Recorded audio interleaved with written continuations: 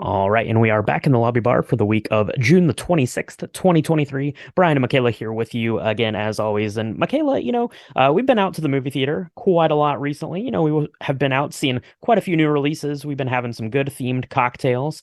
We've got a new release coming out this week. We're going to be seeing kind of later in the weekend, actually on Monday coming up. But, this weekend is going to be a good time for hanging out by the pool, maybe seeing some fireworks if you're in the United States celebrating the 4th of July, having a good time. And if you're going to be having some people over for a little barbecue, a little get together, you probably need a punch.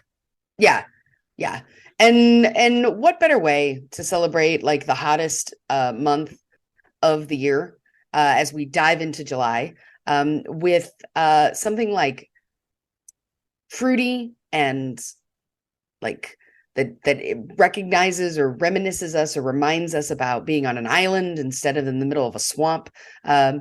It's been quite rainy in the Carolinas, and it's just now kind of drying out, but we're still got this residual humidity. I sound like a weatherman. I don't mean to, but the point here It's one is of your that we many skills. really, One of your it many is skills. one of them. I'm a singer by moonlight, and I'm a weatherman during the day. But what I really like to do is talk about what weather drinks taste good in. That's probably my number one skill set. And when it's really hot and you're trying to burn off some of the humidity, why not go with something that is like fruity and festive and a little bit different? That's right. Forecast this weekend is calling for something that is called the Luau Punch, which we found on all recipes. I'll put the link to their punch recipe here online. But I thought that this one looked really good, Michaela, because it's a mocktail. It's an alcohol-free punch, but you could definitely jazz this up, kind of depending on what you want to do, what the crowd's looking like. This is going to be a winner for kids, for adults, for anyone at your party. It's a good way to celebrate and really easy to put together. So let's do this, Michaela. Let's put into a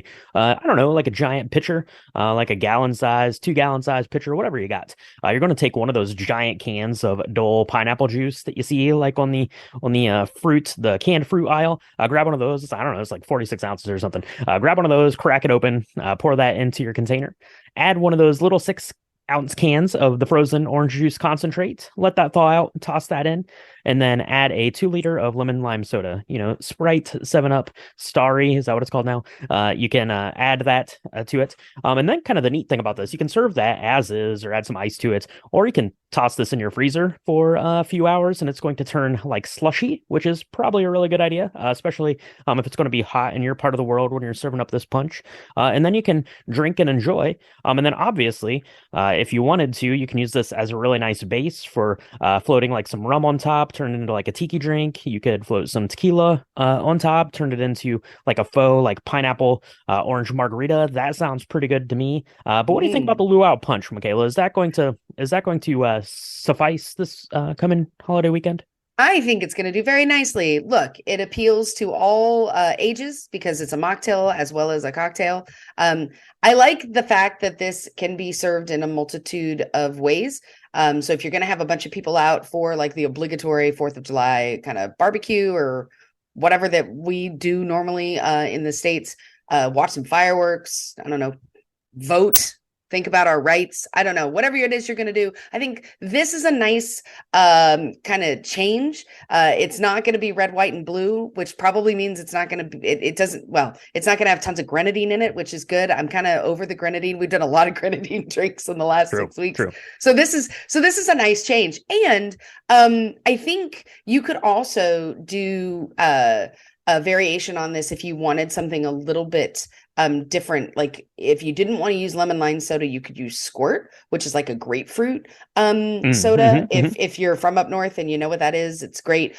You could even do like Mountain Dew. That might be a little too much caffeine. Maybe don't give that to your kids. But I like this because there's a lot of ways that you could jazz it up and vary it. And then of course add your kind of alcohol of choice to make it a cocktail that will definitely let you enjoy the holiday as anybody would like to.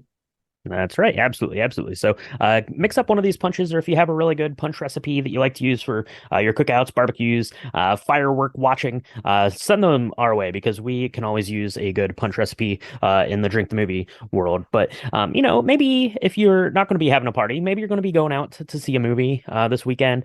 We've got a couple of new releases coming. So maybe you're going to see a new release, or maybe you're going to be catching up on what we've had coming out. And that's what people were doing this weekend, Michaela, because Spider-Man Across the Spider-Verse was back in the number one spots, went from third back up to first with 19 and close to $500,000, followed by Elemental. The Flash drops from first to third with just over $15 million. No Hard Feelings, the new Jennifer Lawrence film, comes in at 15 million and fourth place, and Transformers Rise of the Beast down in fifth place. So, Michaela, Spider-Man Across the Spider-Verse, we saw it. We loved it. Everyone else has seen it.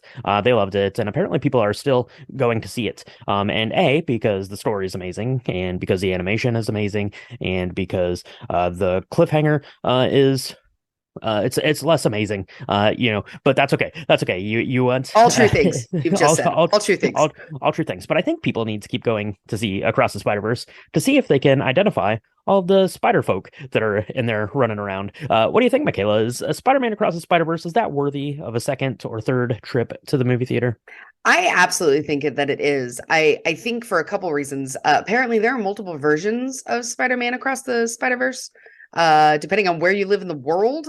That's really kind of exciting. Obviously, you're not going to go see it in the theater unless you travel somewhere differently. You're going to see the same version every time you go to the theater to watch it. But I think that I need to go back and count how many different spider animals there are, because apparently we saw the T-Rex and we saw Spider Pig, but we missed like 6 others. And I don't remember seeing them, so I need to go back and look at those. I think this film really just it transcends a lot, and it's done a lot more, and I think it's done a lot more for kind of this multiverse than we've ever seen before. It's a different take on all of this, and I really think that Spider-Man Across the Spider-Verse is getting the accolades that didn't really occur until after the fact when you watch Spider-Man, Into the first Spider-Verse. one. Yeah. Into the Spider-Verse, right. I'm trying to say the words right and I'm failing. But do you know what I'm saying? I think that this time people are seeing it. They knew that it was going to be amazing to begin with. And so I know a group of people who've been on our Discord site and have written in have seen this multiple times. So it's not really surprising to me that it's number one again. I'm a little sad for the Flash, who's coming in at third already. Poor Flash. It barely Flash. got first place in its first weekend. And yeah, it's already I think we were the only off. ones in the theater see it when we went last week. It was not a strong showing when we went to the theater to see it. It's okay. Let us know what you thought about The Flash. Of course, we talked about Batman 1989 last week, and we hypothesized that Michael Keaton as Batman was going to be the best part of The Flash, and can confirm 100% is true. So go watch The Flash. Let us know what you think about that. But to your point, Michaela, I think Spider-Man Across the Spider-Verse is going to have legs, 8 Spidey legs to be exact, here this summer, because we're getting like blockbuster after crazy like movie event coming up. We've got one of those coming this week, but Spider-Man seems to me like something that people are going to be like, okay, I'm going to go see the blockbuster that came out this week, and then I'm going to go back and see Spider-Man again, right? It's going to be kind of one of those things where it's in the cycle. And like I said, we got a couple of big ones coming out this week. Let me know what you think about this first one here. We've got Ruby Gillman, Teenage Kraken, coming out. It's DreamWorks Animation, I believe, doing this one. It actually looks pretty good. It's kind of this coming of age story for this young girl Kraken, which is pretty fun. This sea creature. So I'm actually kind of excited about this. DreamWorks did a really good job with the Puss in Boots: Last Wish, one of my top films of last year. So maybe it's going to come in and pull at the heartstrings and do all the things that did. But I think that this looks pretty good. Any interest in seeing our Teenage Kraken, Michaela? I don't know. I have mixed feelings about it. I think it looks really cool. And I love that mermaids are actually the enemy. That makes me real happy. Annie Okay. Murphy is amazing. If you know her from Schitt's Creek, she's she's my personal hero. And I love that Jane Fonda is in this. I think that's going to be a lot of fun. Hmm. We'll see. I don't know. I don't know. There's a lot in there that I think could be good. It also could really, we might have seen all the best parts in the preview. That's a fear of mine. Okay. So we'll Okay. see. But I do, again, I really love the fact that we're supposed to love mermaids. Like that's a whole thing as women, as girls growing up. Like we grew up with Little Hmm. Mermaid. We want to be, there's the mermaid legs, and then there are the people that actually like go swim and are mermaids in the ocean and stuff. It's like this whole culture, subculture, and in actuality, they exist and they're evil. I really love the take on that. So I'm kind of interested to see where they go with that. Um, Yeah. yeah. Yeah, for sure. Absolutely. So I'm pretty interested in seeing that. Might have to make it out to the theater to check it out. We'll see how my time allows because we do have something that we are going to see. Michaela, we've got our tickets already booked. We booked them actually quite a while ago. I'm very excited about this. We're going to be talking about the first installment, Raiders of the Lost Ark, on our main episode this week. We're going to be talking about Kingdom of the Crystal Skull on Patreon this week. So the bookends for Indiana Jones, but we get the next installment, Indiana Jones and the Dial of Destiny, coming everyone's way this weekend. I don't know. Some of the reviews have been a little spotty, but I have high hopes in this, Michaela. I think that it's going to be fun. I think it's going to do Mr. Indiana Jones justice here in this one. I think that it's going to be really good. I'm excited to talk about the other two films for the main show and the Patreon over there. But Dial of Destiny, looking forward to this, Michaela. Oh my gosh. I don't think I don't know if I've been this excited to see a film.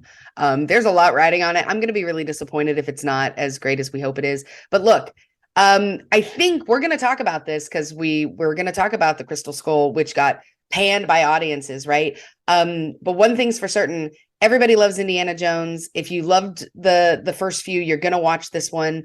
And I feel like this is definitely Harrison Ford's kind of swan song when it comes to Indiana Jones. I mean, he's like 85. He still looks amazing. He's doing all his own stunts. It's really awesome to see. But I think this may be the last one. So with him in it as Indiana Jones. So we should, kind of take it for what that's worth and enjoy it. I think I definitely think this is going to kick the Across the Spider-Verse off of the #1 spot. But the question is how long it's going to sit there? Because I definitely think there's going to be a burst of people going to see this. Mhm. And then it's going to really depend on how well it does, because Crystal Skull was a commercial success, even though people were like, this is the worst Indiana Jones film of all time. Yeah.